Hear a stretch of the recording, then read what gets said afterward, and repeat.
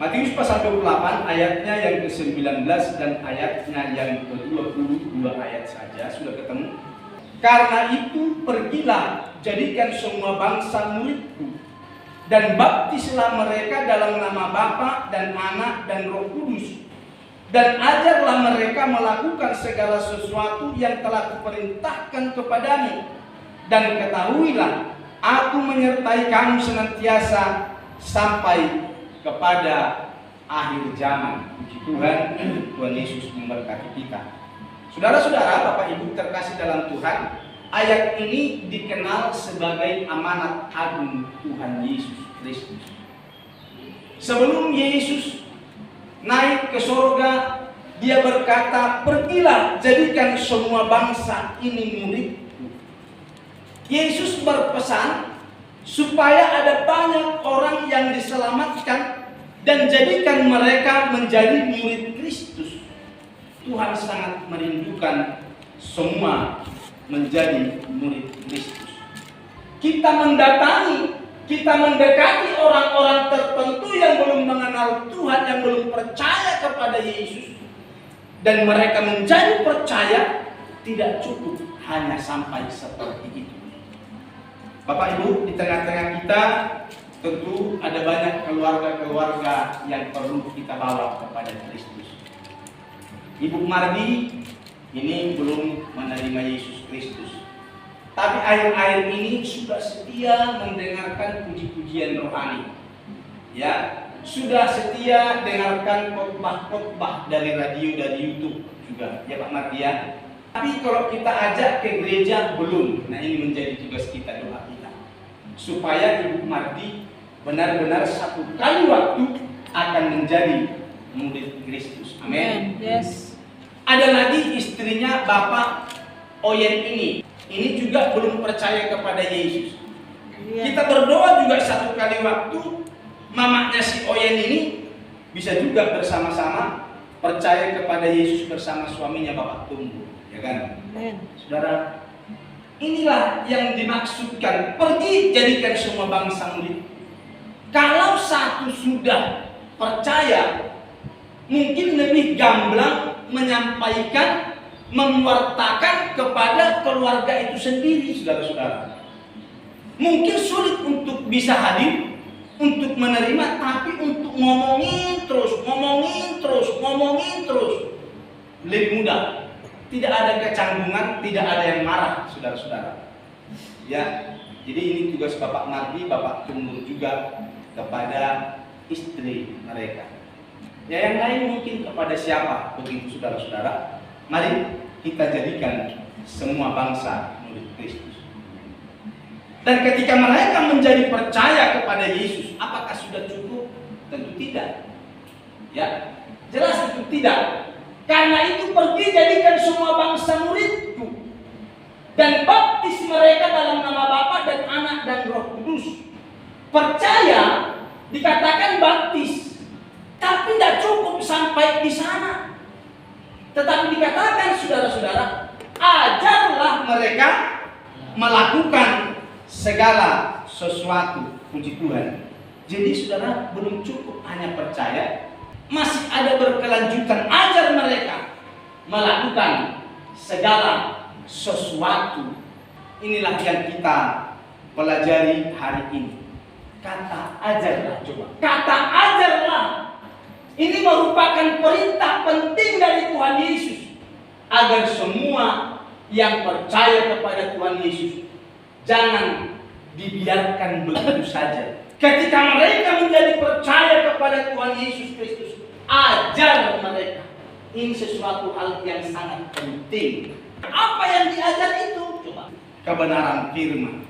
Sama seperti Rasul Petrus, ketika dia berkhotbah, dia tidak membiarkan begitu saja. Ini ayat tadi, coba. Dia Kisah Rasul 2, 41 sampai 42. Orang-orang yang menerima perkataannya itu memberi diri dibaptis. Sekarang pada satu kali waktu Petrus berkhotbah. Ketika dia berkhotbah, 3.000 jiwa bertobat. Kali kedua 5.000 jiwa bertobat. Lalu kita lihat orang-orang yang menerima perkataannya itu memberi diri dibaptis. Dan pada hari itu jumlah mereka bertambah kira-kira 3.000 jiwa. Mereka bertekun. Nah, saudara, di sini ayat yang ke-42-nya. Bukan cuma bertambah, tapi diajak berkomunitas.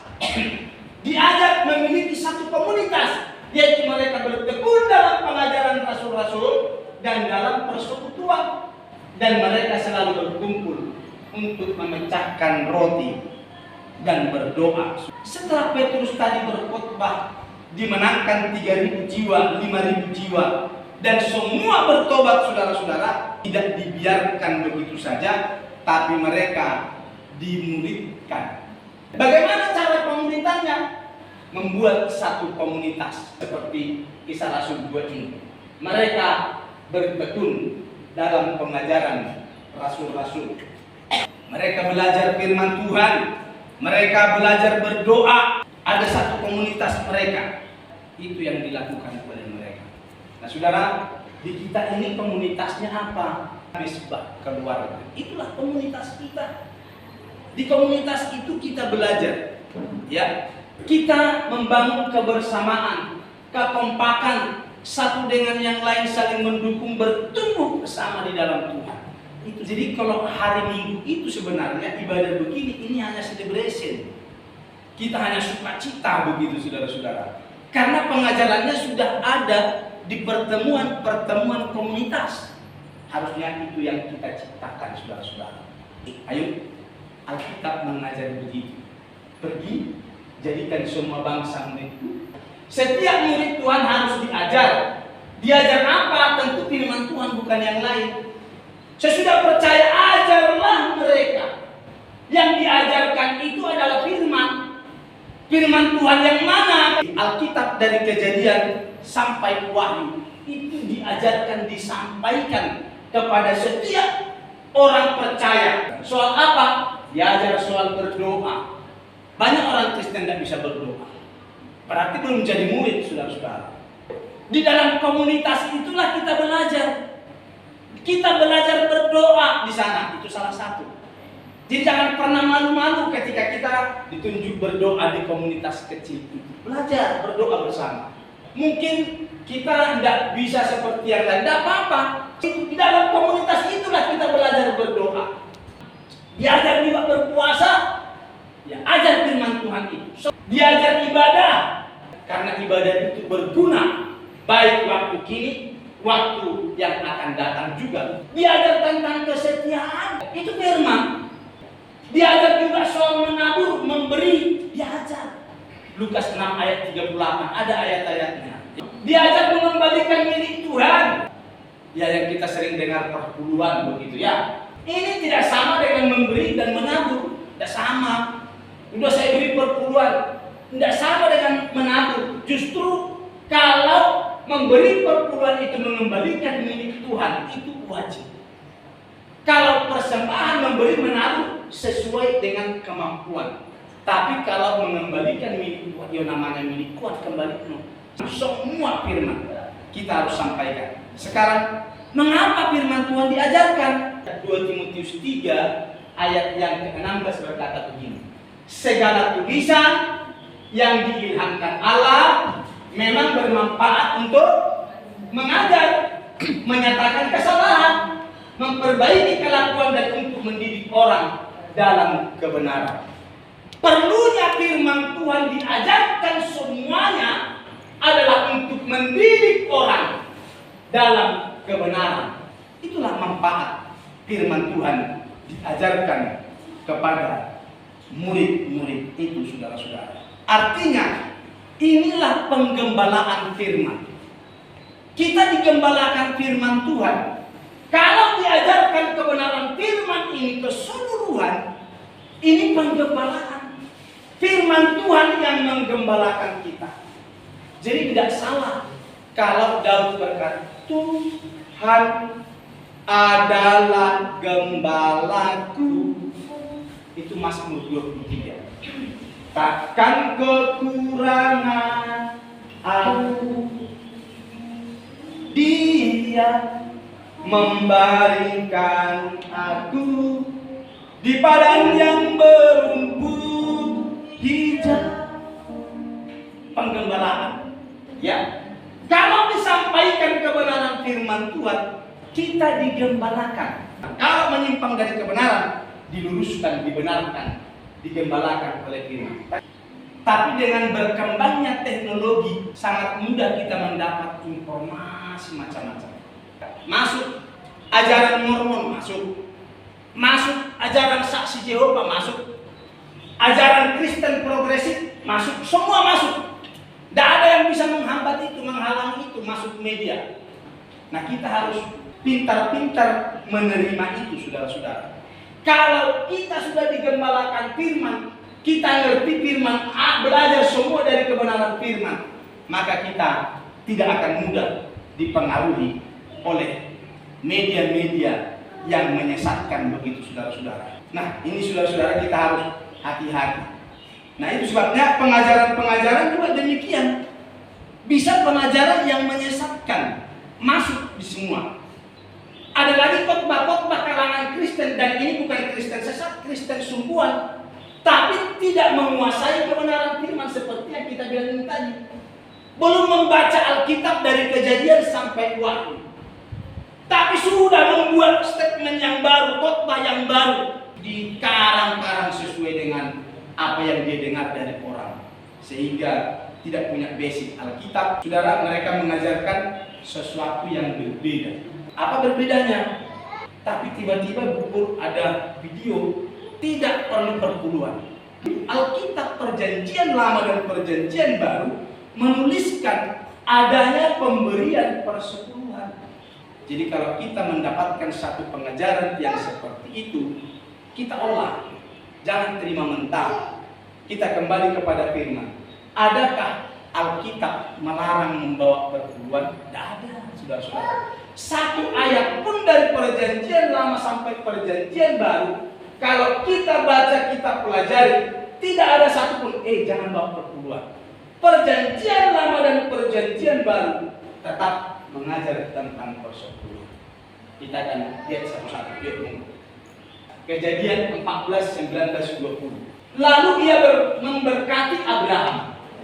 Katanya, diberkatilah kiranya Abraham oleh Allah yang Maha Tinggi, pencipta langit dan bumi, dan terpujilah Allah yang Maha Tinggi, yang telah menyerahkan musuh ke tanganmu. Lalu Abraham memberikan kepadanya 1/10 dari semuanya. Abraham memberikan persepuluhan kepada siapa? Melkisedek. Jadi Abraham ini, dia memberikan perpuluhan kepada Imam Melkisedek. Imamat 27:30-32 dikatakan begini. Demikian juga segala persembahan persepuluhan dari tanah, hasil tanah, baik dari hasil benih di tanah maupun dari buah pohon-pohonan, adalah milik Tuhan. Itulah persembahan kudus bagi Tuhan. Mengenai segala persembahan persepuluhan dari lembu sapi atau kambing domba, ya, lembu, sapi, kambing domba, maka dari segala yang lewat dari bawah tongkat gembala waktu dihitung, ya lihat ini, setiap yang ke-10 harus menjadi persembahan kudus bagi Tuhan. Hitung itu dombanya, 1, 2, 8, 9, 10 stok. Ini kepunyaan Tuhan. Kalau kita baca ayat itu berikutnya gini, jangan pilih-pilih. Jadi saudara-saudara, itu persembahan persepuluhan. Lalu yang lain lagi, Maleakhi 3 ini, bawalah seluruh persembahan persepuluhan itu ke dalam rumah bendaharaan, supaya ada persediaan makanan di rumahku. Ujilah aku firman Tuhan semesta alam. Apakah aku tidak membukakan bagimu tingkat-tingkat langit dan mencurahkan berkat kepadamu sampai berkelimpahan? Tetap diajarkan memberikan persepuluhan. Itu perjanjian lama. Mana perjanjian baru? Banyak lagi juga perjanjian baru. Tapi satu saja petunjukkan daripada kita harus ini. Matius 23:23. Celakalah kamu hai ahli Taurat. Ahli Taurat bukan? Orang-orang Farisi. Hai kamu orang-orang munafik. Sebab persepuluhan dari selasi, adas manis dan jintan kamu Iya, perpuluhan dibayar. Bayar? Bayar. Lo coba, itu bukan hanya penghasilan, tapi mereka memberikan perpuluhan dari selasi, sayur-sayuran, ya, ada semanis jintan. Mereka jelimet membayar perpuluhannya. Misalnya Bapak Ibu dikasih televisi oleh seseorang, ya, orang mau lebih ekstrim, tanya harga televisi ini berapa sih? Berapa Pak televisi merek ini besaran begini? 2 juta misalnya, ya. Dan bawa perpuluhan dari 2 juta itu 200 ribu. Ini Pak ahli Taurat, orang Farisi. Sampai seperti itunya loh. Ada kasih baju, bajunya ditanya harganya, berapa harga baju ini? 200 ribu. Kasih perpuluhan dari baju, coba. Ekstrim sekali bukan? Sebenarnya itu. Maka Bapak Ibu terkasih dalam Tuhan Yesus Kristus, kalau kita bicara tentang persepuluhan, yang dari penghasilan saja juga susah kok benar persepuluhan keluar, ya kan susah. Apalagi seperti ahli Taurat orang Farisi, sampai jelimet-jelimet. Apa yang dikasih dihitung perpuluhan. Jadi seperti itu Bapak Ibu Saudara. Masih banyak yang lain loh kalau di perjanjian baru. Tapi saya stop sampai di sini. Bahwa ini saja cukup mewakili bahwa perjanjian baru juga mengajarkan, karena dikatakan begini. Kelemahan ahli Taurat orang Farisi sombong. Ilo, lihat ini, ya. Tetapi yang terpenting dalam hukum Taurat kamu abaikan, katanya. Apa itu? Nah ini, yaitu keadilan, belas kasihan, kesetiaan. Yang satu harus dilakukan dan yang lain jangan diabaikan. Tadi kita lihat salah satu kesetiaan, harus setia, saudara-saudara. Ya, setia di firman itu diajar semua soal kesetiaan. Nah ini ahli Taurat ini orang Farisi ini sombongnya begini. Pokoknya berikan perpuluhan, semua tak itu dari apa yang diberikan orang sayur juga tak berikan, baju yang dikasih orang pun tak berikan, semua tak hitung perpuluhan. Lah terus mau apa? Beres aku semua. Kira-kira begitu ahli Taurat itu. Yang saya maksud dari sini saja sudah mewakili kita bahwa perpuluhan itu harus diberikan kembalikan. Kalau Bapak Ibu bertumbuh dalam kebenaran firman, melakukan firman, monggo. Kita tidak bisa memaksa. Wong perpuluhan saja bisa saja tidak jujur kok. Di perkiraan yang seringkali dikasihkan. Pengajaran sesungguhnya di kelompok-kelompok kecil itu, kalau kita aktif di sana, kita berbicara, kita bertanya, kita apa? Kita belajar, saling memperbaiki, melihat kembali kepada firman. Kan begitu, saudara. Mari Bapak Ibu Saudara dikasih Tuhan Yesus Kristus, sampai di sini firman Tuhan kita akhiri. Haleluya.